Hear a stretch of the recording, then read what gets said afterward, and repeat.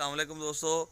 तो अज अपना एतवार की सुबह तकरीबन 1:30 बजे का टाइम हो गया जी। विकास भाई आ गए आप मारे उरा आयो नेरे नजर नहीं होना इस पास आओ। आ गया मेरी तो असी चले हैं जी, कितने चले हैं जनाब? ਅਸੀਂ जनाब चले हैं अल्लाह के हुक्म नाल घाट चले हैं जनाब। कोहाट।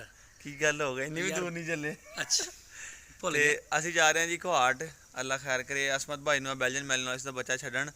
तो नाले अज असी विजिट करांगे जी घाट की डॉग्स मंडी, वेखांगे कैसी कैसी ब्रीड के कैसे डॉग्स आते उत्थे। ਉਹ ਵੇਖਣ ਚੱਲੇ हाँ ਨਾਲ जी, स्पेशल। तो जे कोई सानू हिसाब किताब लगा तो देख लाँगे। बाकी वीडियो शीडियो इंशाल्लाह ताला तुहाडे नाल मंडी शेयर करांगे। तो अज असी जा ही रहे हैं। किधर गया बच्चा? रॉकी यह बच्चा जनाब असी रखन लगे, यह बच्चा असी रखन लगे जनाब गड्डी दे विच। ठीक है, चेक कर लो। तो बाकी अल्लाह खैर के वीडियो एंड तक वेखियो। तो अज का दिन साडा गुजरेगा घाट। तो कोशिश करांगे कि अच्छी तो अच्छी वीडियो उत्थे बनाइए। तो जेडे उन्होंने बेटे ने तुहानू उन्होंने मिलवाइए।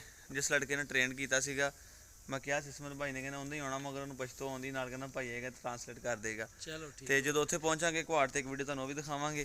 तो फिल वक्त आप रॉकी ने रखिए गड्डी दे विच ते निकलीए। लो विकास भाई तुसीं वीडियो बनाओ तो मैं रॉकी ने गड्डी च रखा। फिर देख के जनाब रसलान भाई देखो। लो जी जनाब ए जे दी अपनी आरामगाह। ये अज को 5-6 घंटे सोवेगा। दुआ करो कि आराम करदा ही आराम ना ही जावे, आराम ना जावे। ये नस्ल जरा और ना तूत खड़ा कर दे राज कोई।